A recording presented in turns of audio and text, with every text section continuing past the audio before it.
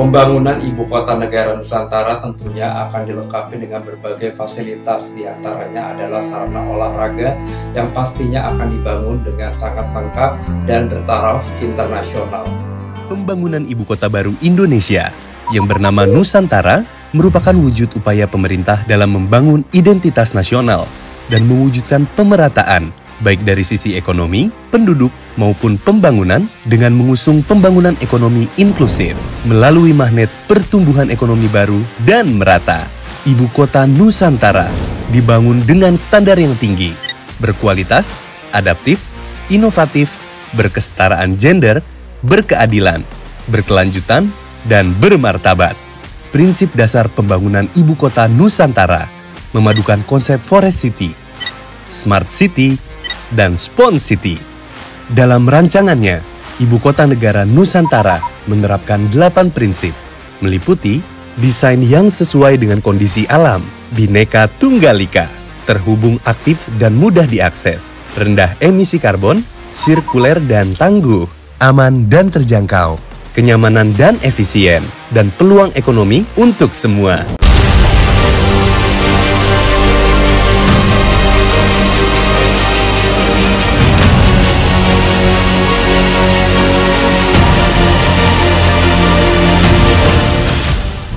Pemerintah Republik Indonesia melalui Otorita Ibu Kota Nusantara (OIKN), Kementerian Pekerjaan Umum dan Perumahan Rakyat Republik Indonesia, Kementerian Pemuda dan Olahraga dan Persatuan Sepak Bola Seluruh Indonesia (PSSI), beserta dengan FIFA berkolaborasi untuk membangun pusat pelatihan nasional dalam bidang olahraga sepak bola di kawasan Ibu Kota Nusantara.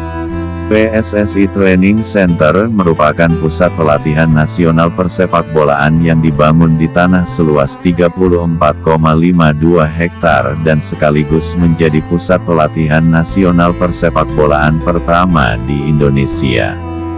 Hal ini sesuai dengan pidato yang disampaikan oleh Ketua Umum PSSI, Erick Thohir. Di dalam pidatonya beliau menyampaikan bahwa cita-cita lama yang sudah ditunggu-tunggu oleh masyarakat pencinta sepak bola Indonesia, di mana Indonesia akhirnya bisa membuat sejarah memiliki training center untuk tim nasional sepak bola Indonesia yang terbaru.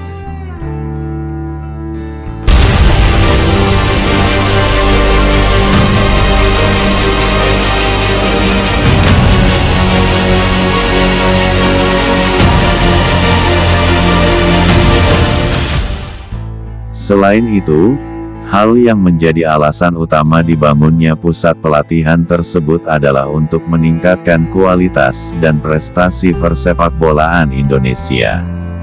Hal ini dilakukan dengan pusat pelatihan dengan fasilitas bertaraf internasional mulai dari infrastruktur hingga metodologi latihan yang digunakan nantinya.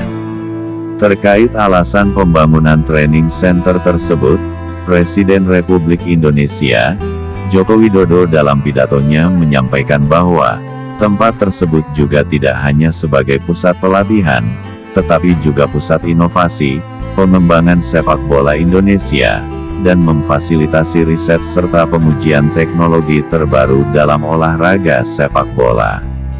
Pembangunan PSSI Training Center di Ibu Kota Nusantara terdiri dari 2 tahap.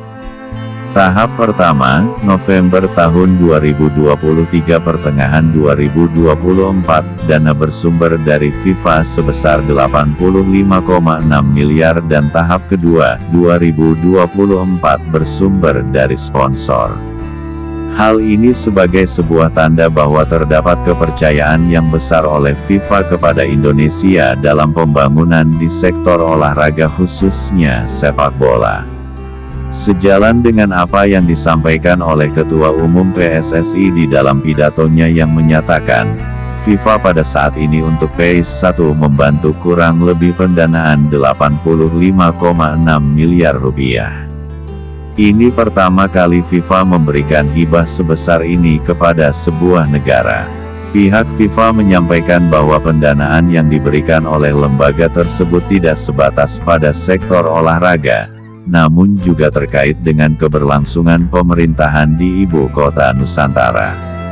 Hal ini seperti yang disampaikan oleh FIFA Regional Director of Asia and Oceania, Sanjeevan C. Balasingham dalam pidatonya yang menyampaikan bahwa tidak hanya berkomitmen untuk mengembangkan persepakbolaan Indonesia, namun juga melakukan investasi untuk Indonesia sebagai bangsa dengan mendukung pemerintah Indonesia untuk membangun ibu kota baru dengan berinvestasi di fasilitas olahraga internasional di IKN, Kalimantan.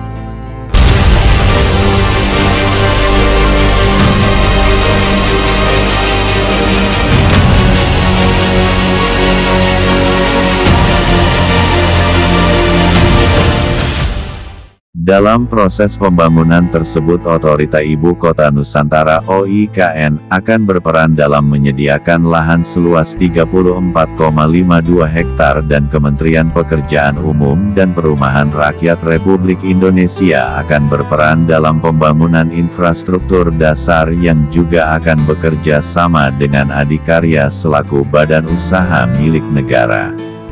Setelah pembangunan pada tahap pertama selesai, maka pada tahap pembangunan kedua akan dilakukan pembangunan 8 lapangan bola, ruang latihan, ruang rehabilitasi, dan asrama. Selain itu, akan dibangun juga beberapa infrastruktur pendukung seperti kolam renang, area khusus latihan taktis dan fisik, dan stadium mini dengan kapasitas 600 penonton.